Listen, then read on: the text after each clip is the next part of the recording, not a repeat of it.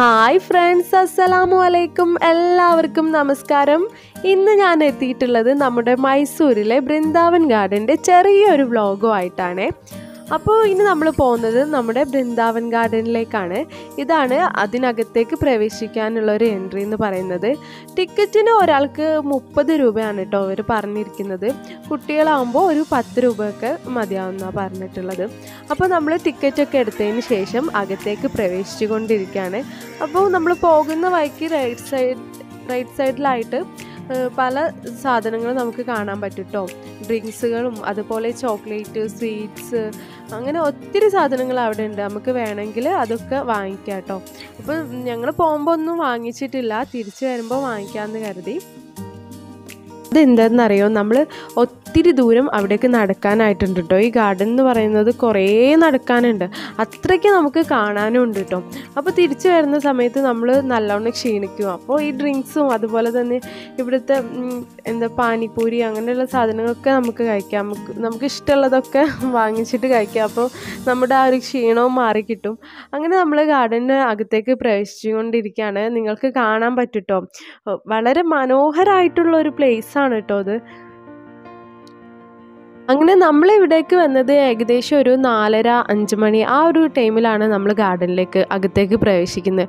അപ്പോൾ അത് നമ്മൾ കുറച്ചുകൂടെ ലേറ്റായി കഴിഞ്ഞാൽ നമുക്ക് ഗാർഡൻ മൊത്തം കാണാനൊന്നും പറ്റില്ല. ഈ ഒരു സമയമാകുമ്പോൾ കറക്റ്റാണ്. നമുക്ക് മ്യൂസിക്കൽ ഫൗണ്ടെയിനും അതുപോലെ വാട്ടർ ഫൗണ്ടെയിനിൽ ലൈറ്റ് വെച്ചിട്ടുള്ള ആ ഒരു എല്ലാം നമുക്ക് കാണാം കേട്ടോ ഈ ഒരു സമയമാകുന്ന സമയത്ത്.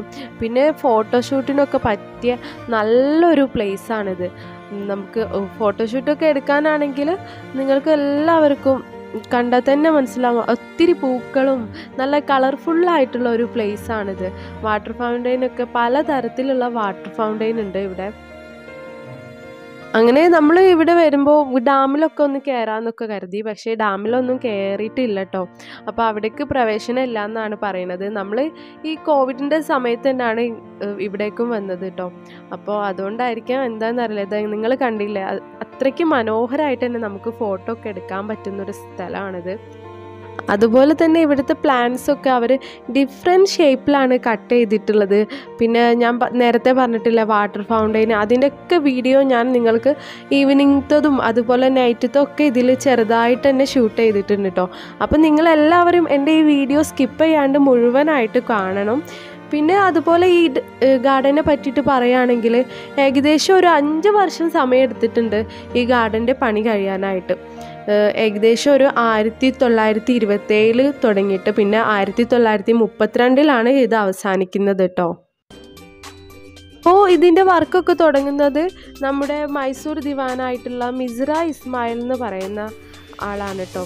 അപ്പോൾ അവർക്ക് ഇതിൻ്റെ ഇൻസ്പിറേഷൻ കിട്ടുന്നത് നമ്മുടെ ബാംഗ്ലൂരിലുള്ള ഹൈദരലി ലാൽബാഗ് ബോട്ടാണിക്കൽ ഗാർഡനിൽ അത് പണിത ആളുകളിൽ നിന്നിട്ടാണ് നമ്മുടെ മിസ്ര ഇസ്മായിലിന് ഒരു ഇൻസ്പിറേഷൻ കിട്ടുന്നത്.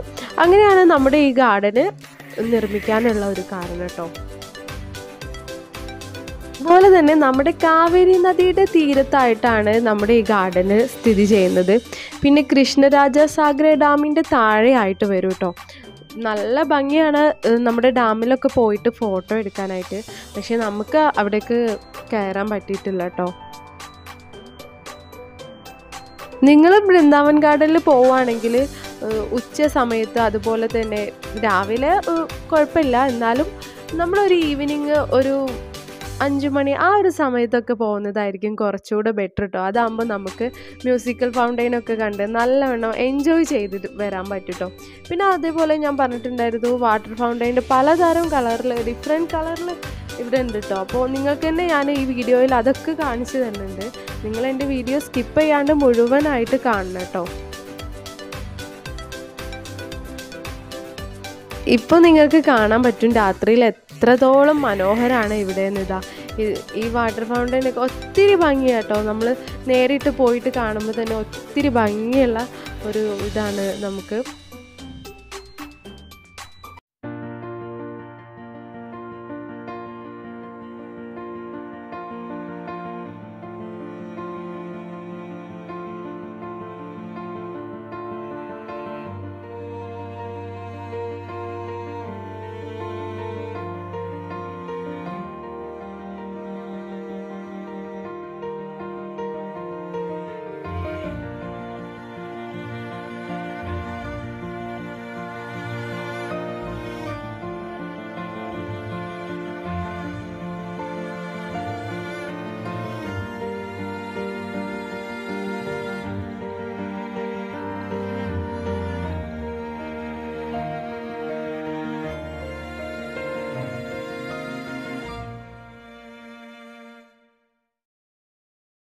അങ്ങനെ നമ്മൾ നടന്നുകൊണ്ടിരിക്കുകയാണ്. നമ്മുടെ മക്കൾസൊക്കെ ഒത്തിരി ക്ഷീണിച്ചിട്ടുണ്ട് കേട്ടോ. എന്നാലും കൂടെ അവരോട് മ്യൂസിക്കൽ ഫൗണ്ടെയിൻ ഉണ്ടെന്നൊക്കെ പറഞ്ഞപ്പോൾ അവിടെ കുറച്ചുകൂടെ ഒരു എനർജിയൊക്കെ കിട്ടിയിട്ട് അവർ നടക്കുന്നുണ്ട്. പിന്നെ ഈ വാട്ടർ ഫൗണ്ടെയിനൊക്കെ കണ്ടതുകൊണ്ട് വലിയ സീനൊന്നുമില്ല, അവർ അങ്ങനെ നടന്നുകൊണ്ടിരിക്കുന്നുണ്ട് കേട്ടോ. ഇനി നമുക്ക് വേണമെങ്കിൽ നമ്മൾ മ്യൂസിക്കൽ ഫൗണ്ടെയിനിലേക്ക് പോവാണ്.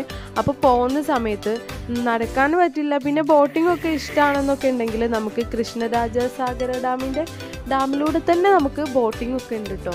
അപ്പോൾ നമുക്ക് അങ്ങനെ വേണമെങ്കിൽ ബോട്ടിംഗ് ചെയ്തിട്ട് പോവാം. അല്ലെങ്കിൽ നമുക്ക് ഈ നമ്മുടെ എന്താ പറയുക, നാച്ചുറലായിട്ടുള്ള ആ ഒരു ഭംഗിയൊക്കെ ആസ്വദിച്ച് നടക്കുകയാണെങ്കിൽ, അതാണ് ഇഷ്ടം എന്നൊക്കെ ഉണ്ടെങ്കിൽ അങ്ങനെ നമുക്ക് നടന്നുകൊണ്ട് പോവാട്ടോ.